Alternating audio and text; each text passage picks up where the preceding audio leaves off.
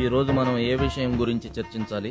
ఏముంది బాబు, మళ్ళీ పంచాయతీ ఎలక్షన్లు వచ్చేసాయి. గత 15 ఏళ్లుగా ఆది కేసులు ప్రెసిడెంట్ గిరి చేస్తానే ఉన్నాడే గాని ఊరికొక బడి గాని, రోడ్డు గాని, ఆసుపత్రి గాని, రైతులకు రుణాలు గాని ఒక్క పని చేసిన పాపాన పోలేదు.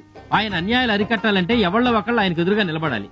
అప్పట్లో నాన్నగారు నిలబడమంటే నాకెందుకులే రాజకీయాలను తప్పుకునేవారు. ఇప్పుడు ఏం చేద్దామంటారు? మీరే ఈసారి ఆయనకు పోటీగా నిలబడాలి బాబు. నేనా? అవును బాబు, మీరే ఆయనకి తగిన పోటీ. మీరు నిలబడితే ఊరంతా మీ వెనక నిలబడుతుంది, ఊరు బాగుపడుతుంది. అది కాదు. ఏది కాదు బాబు, మీరు ప్రెసిడెంట్ అయి ఊరికి మంచి చేస్తుంటే పైనున్న నాన్నగారి ఆత్మ శాంతిస్తుంది. కాదనకండి. అవును బాబు, మా ఆశలన్నీ మీ మీదే పెట్టుకున్నాం. అలాగే. అయ్యా ఆదికేశవులు గారు, అయ్యా కొంపలు అంటుకుంటున్నాయ్యా. ఏం మాట్లాడుతుంటావురా? హరిబాబు వాళ్ళ తండ్రి పోస్ట్ లోకి వచ్చాడా? ఫోన్లే పిల్లకక్కదని ఊరుకున్నారా? ఇప్పుడు ఏమైనాదిరా? ప్రెసిడెంట్ పదవికి ఈసారి హరిబాబు మీకు పోటీగా నిలబడుతున్నాడు. నోర్మోయ్! ఇల్లు అలకగానే పండుగ కాదు, రాజకీయమంటే సంకలో పుస్తకాలు పెట్టుకుని కాలేజీకి పోవడము కాదు. ఇది పావుల పుట్ట, ఇందులో విషనాగులే బతుకుతాయి. అమాయకుడు చెయ్యి పెట్టాడో నొరగలు కక్కుకొని చస్తాడు. రే నరసింహ, నాయనా, ఆడదానికో పట్టు చీర, మొగాడికో పట్టు పంచ, తాగినోనికి తాగినంత ఒక్కోని చేతిలో 500 నోటు పెట్టండి. వాడికి డిపాజిట్ కూడా తక్కడానికి వీల్లేదు. ఇది మన ప్రెస్టేజ్ క్వశ్చన్.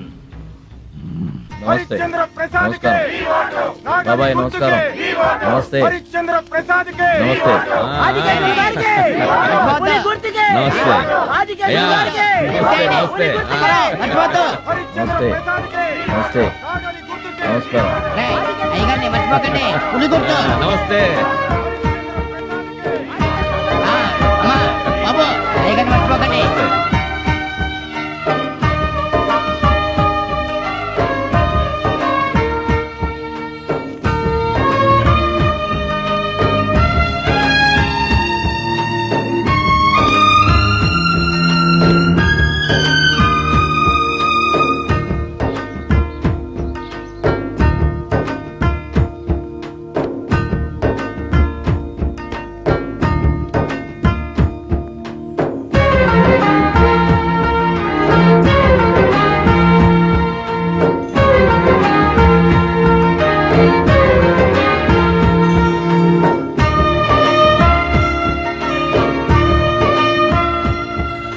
దేవరంపాడు గ్రామ పంచాయతీకి జరిగిన ఎన్నికల్లో వీరపుగడ్డ హరిశ్చంద్ర ప్రసాద్ తమ సమీప అభ్యర్థి కన్నెకంటి ఆదికేశవులపై 2000 ఓట్ల మెజారిటీతో విజయం సాధించారు.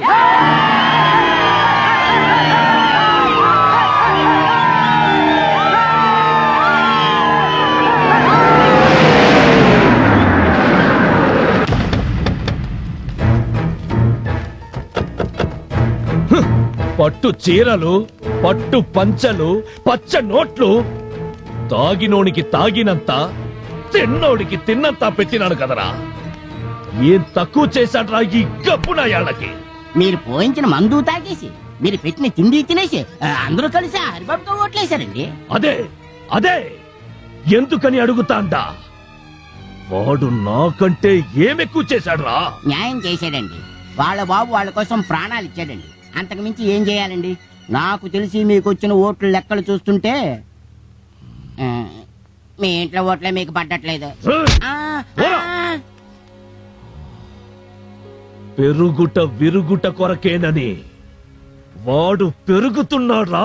అయ్యా అయ్యా అయ్యా అయ్యా, రేపు మన ఊర్లో అందరూ కలిసి సత్యమూర్తి గారి విగ్రహం పెడుతున్నారంట. అంటే మీరు మళ్ళీ నన్ను కొట్టినా చంపినా పర్లేదు గాని ఇదే పరిస్థితుల్లో నేనుంటే దీనప్ప జీవితం అని ఇంత ఎండ్రునో ఎలకల మందు తాగి చచ్చిపోతా. జీలకర్ర బెల్లం పెట్టగానే పెళ్ళైపోయినట్టు కాదురా, వాడు విగ్రహం ఎలా పెడతాడో నేను చూస్తా.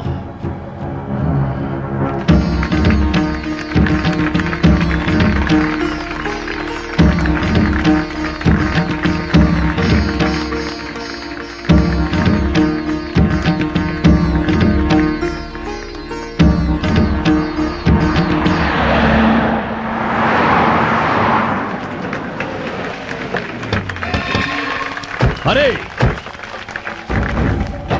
ఎవడు పెట్టమన్నాడ్రా మీ నాయన విగ్రహాన్ని? ఎవడి పర్మిషన్ తీసుకున్నావు? ప్రజలు కోరి కావాలనుకునే వాళ్ళ విగ్రహాలకి ఎవరి పర్మిషన్ తీసుకోనక్కర్లేదు. ఆహా, ప్రజలంతా దండాలు పెట్టనీకి మీ నాయనేమన్నా గాంధీనా నెహ్రూనా? అంతకన్నా ఎక్కువేనండి. చలికి వణికేవాడికి దుప్పటిచ్చేవాడు. జ్వరంతో చచ్చేవాడికి ఇంత మందులేసేవాడు. ఆకలితో మాడేవాడికి ఇంత తిండి పెట్టేవాడు. మా ఆంధ్ర కోసం ప్రాణాలు ఇచ్చినవాడు మాకు గాంధీయేనండి.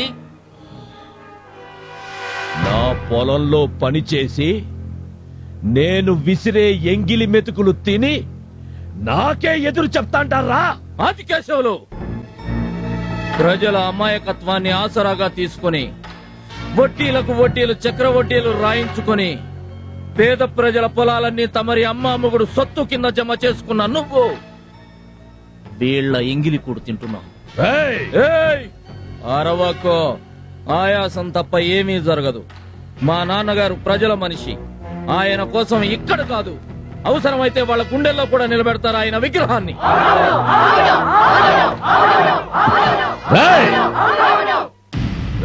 కుర్రకుంక, నేను తలుచుకుంటే ఇప్పటికిప్పుడే మీ నాయన విగ్రహాన్ని కూల్చి పారేస్తా.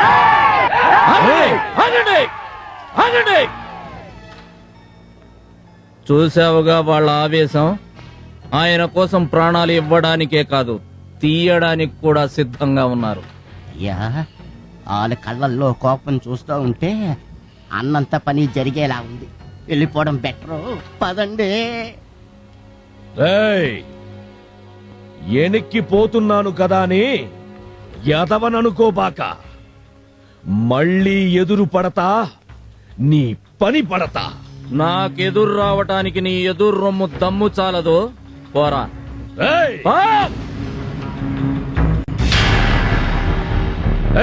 తప్పగానే ఆకలవుతుంది. ఏం చేసేది? అడుగుచేద్దామన్నా ఊళ్ళోకి వెళ్ళే ఓపిక లేదు. నేనేం చేయనయ్యా? ఎందుకబ్బా ఊరు తిరగడం? ఏం చేస్తాం బాబు, ఎవరూ దిక్కులేరు. మీలాంటి వృద్ధుల కోసం మన ప్రభుత్వం నెల నెలా వృద్ధాప్య పింఛన్ కింద 500 రూపాయలు ఇస్తుంది. తీసుకోండి.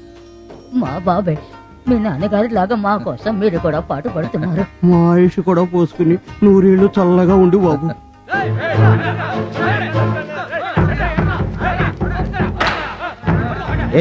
ఏంటి జనాన్ని వెనకేసుకొచ్చావు? దీపం పథకం కింద ప్రభుత్వం జనానికి పంచమని ఇచ్చిన ఈ సిలిండర్లని ఆదికేశవులతో మీరు కుమ్మక్కై మీ అబ్బ సొత్తు కింద దోచుకుంటున్నారు. వెళ్ళండి, మీకు దక్కవలసిన సిలిండర్లను తీసుకెళ్ళండి.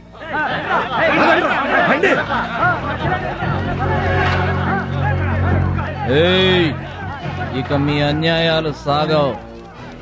జాగ్రత్త.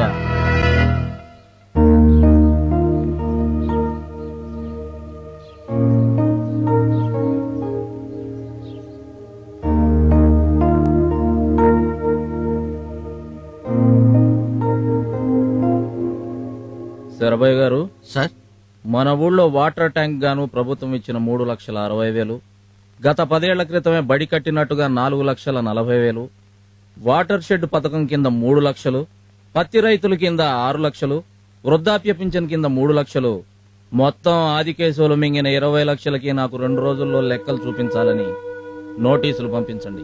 అలాగే సార్. చూడండి, తను 2 రోజుల్లో లెక్కలు చూపించని పక్షంలో ఆస్తులు జప్తు చేసైనా సరే సొమ్ము రాబడతామని రాసి మరీ పంపండి. సరే సార్. గుండెకాయ తీసేస్తా. థూ! నేను లెక్కలు చెప్పాలట్టా వాడికి ఏమనుకుంటున్నాడయ్యా వాడు? ఏమనుకుంటాడు? నువ్వు ఏదో అనుకుంటాడు. ఏందిరా అంటున్నావు? అదేనండి, మామూలుగా అడిగితే పర్వాలేదండి. మీ ఆస్తులు జప్తు చేసి మీరుంటున్న ఇల్లు కూడా అమ్ముతానంటున్నాడు కదండి. వాడికి యాడ్ నుంచి వచ్చిందిరా అంత ధైర్యం? బ్లడ్ అండి, నిఖార్సైన వంశంలో పుట్టి నీతి నిజాయితీ గల కూర్చుంటున్నాడు కదండి. నోర్మోయ్! రేయ్ సాయిలు అన్నా, వాడు లెక్క తప్పి మనల్ని లెక్కలడిగినాడ్రా. 2 తలకాయల్లోంచి ఒకటి తీసినా ఇంకొకటి ఉండాలి. అది కూడా తీసేసి శత్రుశేషం 0 చెయ్యాల. ఏమండి, నా మాట వినండి. ఇలాంటి పాప పనులు మానేయండి. సలహాలు చెప్పావో సంపెచ్చా. చూడండి, మన ఊళ్ళో మహిళా మండలి పెడుతున్నాం. అంతేకాక మీకు డ్వాక్రా పథకాలని, పొదుపు పథకాలని, పనికి ఆహార పథకం అని బోలెడన్ని పథకాల కింద మన ప్రభుత్వం మీకు సాయం చేస్తుంది. ఏమంటారు? బాబు హరి బాబు, నా కూతుర్ని నువ్వే కాపాడాలి బాబు. ఏమైందమ్మా? అది కేసులు మనసులు వచ్చి పర్వలో పని చేసుకుంటున్న నా కూతుర్ని ఊరి చివరున్న గూడౌన్స్ దగ్గరికి లాక్కెళ్ళిపోయారు బాబు. నువ్వేం భయపడకమ్మా, 10 నిమిషాల్లో నీ కూతురు నీ దగ్గర ఉంటుంది.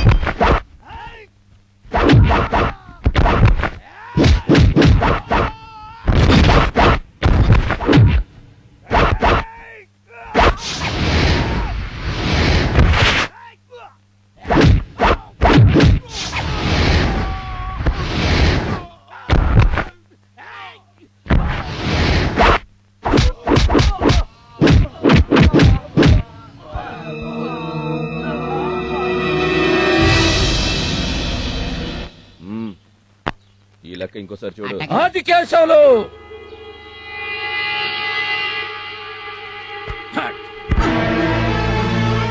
శవంగా వస్తాననుకున్నావు కదూ?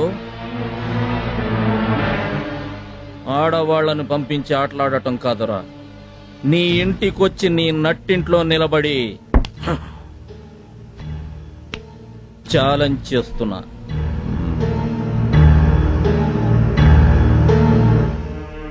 ఈ వీరపుగడ్డ హరిశ్చంద్ర ప్రసాద్ ఇక్కడే ఉంటాడు. దమ్ముంటే నా మోచేతి వెంట్రుక పీకండ్రా చూద్దాం. నేను తలుచుకుంటే ఇక్కడే నీ వంశం మొత్తాన్ని నరికి నీ నట్టింట్లో పాతి పెట్టగలను. కానీ నేను అలా చేయను. అది మా నాన్న ఆశయం కాదు కనుక. ఇంకొకసారి నా వంక గాని నా జనం వంక గాని కన్నెర్ర చేశావో వార్నింగ్ లేకుండా నరికేస్తా. నరసింహ.